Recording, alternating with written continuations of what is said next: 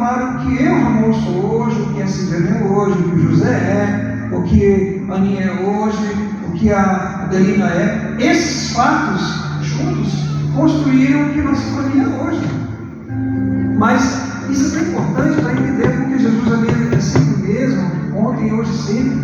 Porque o primeiro capítulo, o primeiro evangelho, o primeiro versículo, Mateus vai contar a história dos descendentes de Jesus, conta todas as pessoas e aí até chegar em Jesus, para mostrar a importância de conhecermos a nossa família, conhecermos a nossa história, porque nós somos reflexo disso, reflexo de bons acontecimentos ou de maus acontecimentos. Muitas coisas que aconteceram na minha vida e nas de vocês foram previstas, outras foram imprevistas. Isso tudo é somado. Eu vou contar uma de cada para vocês entenderem. Uma coisa prevista. Meu pai já falecido, eu sou filho de criação, meu pai é um analfabeto funcional, mas um dia ele chegou no trabalho, eu era motorista de caçamba, carregava terra, e ele chegava em casa tarde, ele sempre gostava de ir para a escola, não deixava de faltar, e ele disse assim: filho, quer ser alguém na vida? Estude. Eu guardei isso para mim, eu era pequenininho, não tinha noção, mas essa frase ficou no meu coração. Quer ser alguém na vida? Estude. E eu assumi isso para a minha vida, e eu já gostava de estudar, então eu comecei a me dedicar mais, não por causa disso, mas eu sei que Deus já estava me guiando, e eu me empenhei, me dediquei, e olha, deu certo. Agora, deu certo não só porque eu sou melhor do que ninguém, porque eu sou mais inteligente, dá certo para qualquer pessoa. Qualquer pessoa que se determine a estudar, ela vai colher um bom fruto. Isso é uma coisa, é uma previsão, quase 100% de certeza, que vai dar certo. Não tem como errar. E isso pode dar certo para você em qualquer situação. O que deu certo para mim, pode dar certo para você. Vira para a pessoa do lado e fala assim: não, pode dar certo para você também. Pode dar certo, claro que pode. E o imprevisto. Eu e a Edilene, nós já temos alguns anos casados, né? Casamos na década de final de 80 para 90, e nós temos planos que Deus tem para mim, tem para você, e dentro desses planos nós queremos ter uma casa, queremos ter filhos, queremos ter um carro, queríamos ter uma condição melhor de vida, só que aconteceram alguns imprevistos. A minha mãe de criação, não é que eu sou meu pai de criação, pessoa maravilhosa, santa mulher, um dia ela passou muito mal, e eu levei ela ao hospital do Gama, e quando eu entro com ela tem uma convulsão, cai no chão, ela se debate, os enfermeiros correm, pegam ela, levam para dentro do hospital, eu entro junto também, e com ela numa maca onde dá choques elétricos, né? E eu lembro dessa cena, eles marcou minha vida durante muito tempo, eles davam choque, como ela pulava, e naquele momento passou um filme na minha vida de anos e segundos, passou um filme na minha vida, da história dela, e algo veio no meu coração. Eu nunca disse para ela que eu amava. Eu sou maravilhosa, nunca havia dito. E não disse, porque ela morreu. Morreu ali naquela maca, foi muito triste, marcou muito a nossa vida. E aquele acontecimento ali me fez não deixar para depois para falar que eu amo.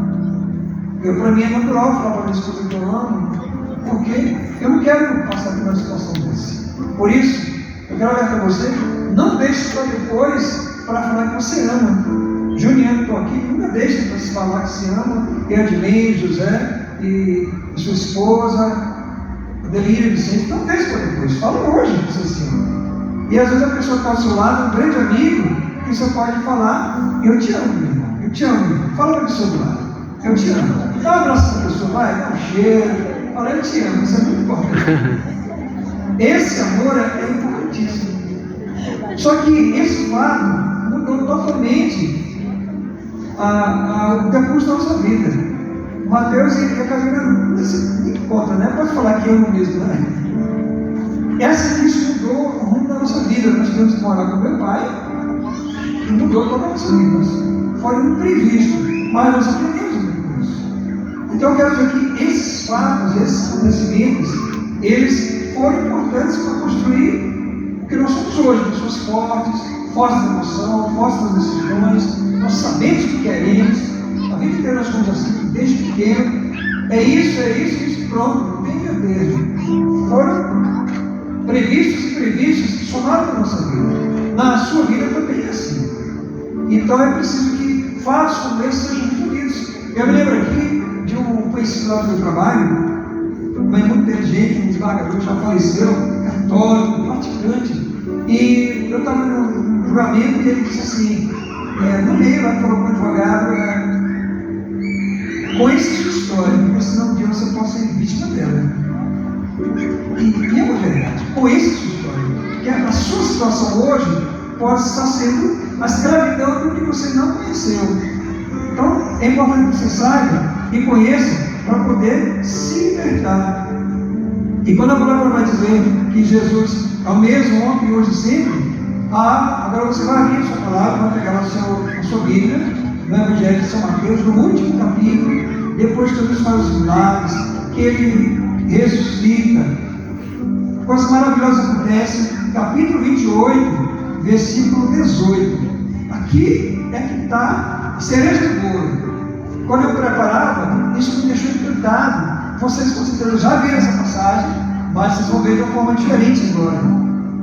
E a passagem está assim, Mateus 28, versículo 18, página 1321. Mas Jesus, aproximando-se, lhes disse: toda autoridade me foi dada no céu e na terra.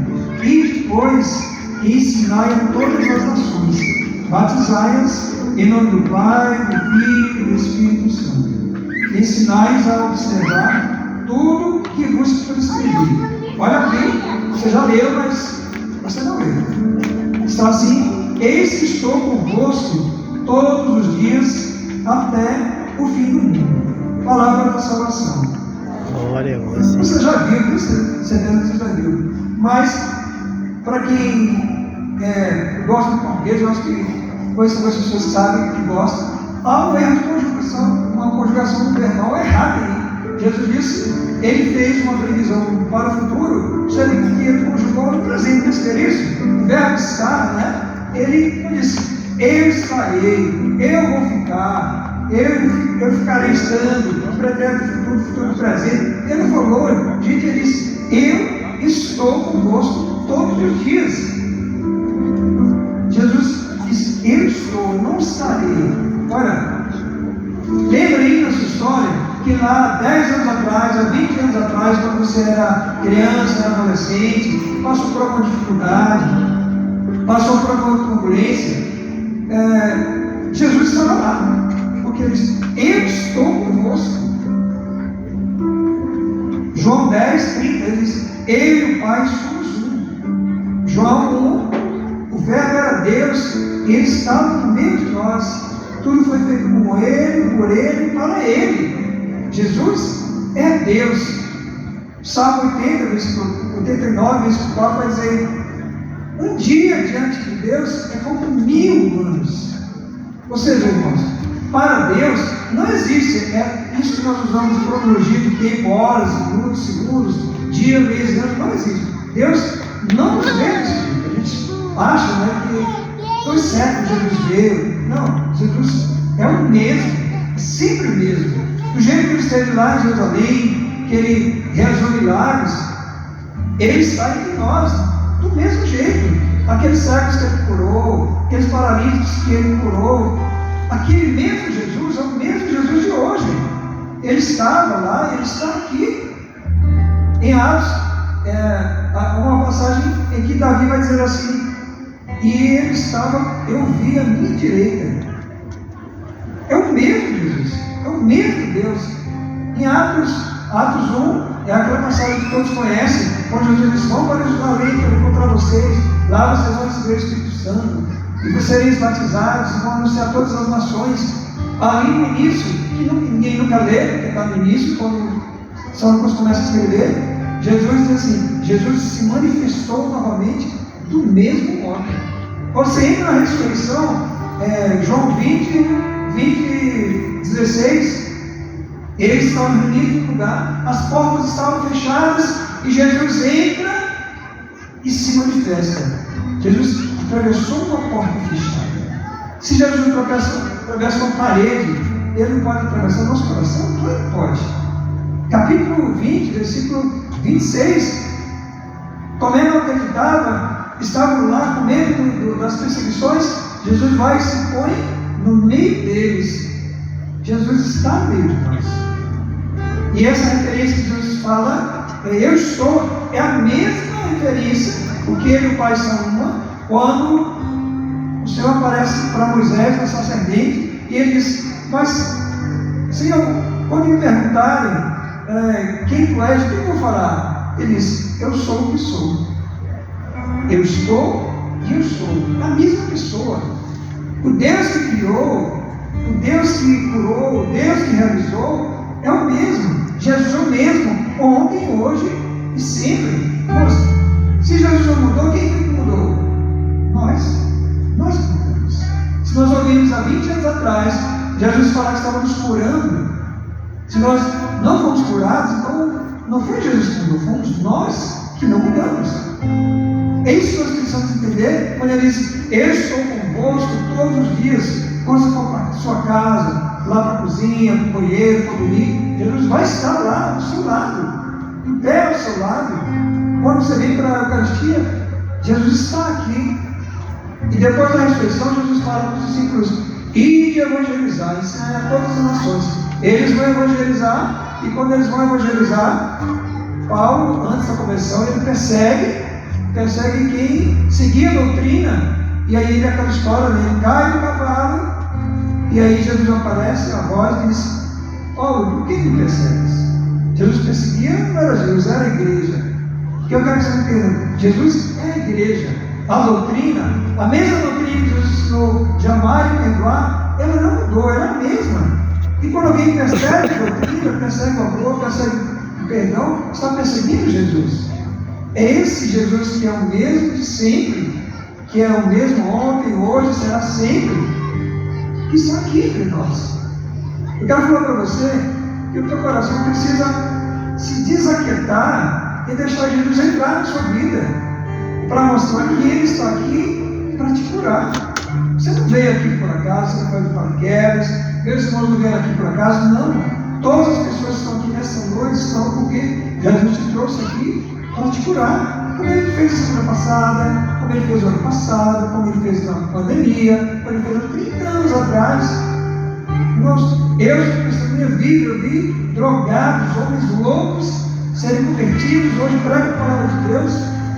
Eu vi pessoas sendo curadas de forma espetacular, porque aquele Jesus é o mesmo que está aqui. Mas, pegando até o que ele dizia, a depressão, a vontade de abandonar, de largar, isso talvez aconteça durante muito tempo na nossa vida, talvez se repita, e isso também é algo que às vezes me causa muito. Você já percebeu que a gente repete muito esse pecado, né? Tem coisa que a gente hoje aperfeiçoa o pecado, se torna especialista no nosso pecado. A gente dá só um jeitinho de tentar enganar Deus. Eu acho que Deus é bobo, né? Porque a gente acha que Ele é igual a nós, mas não é igual a nós. A misericórdia de Deus não é igual a nós. O que diz hoje o Salmo? Deus não exige de nós como nós exigimos por causa das nossas faltas.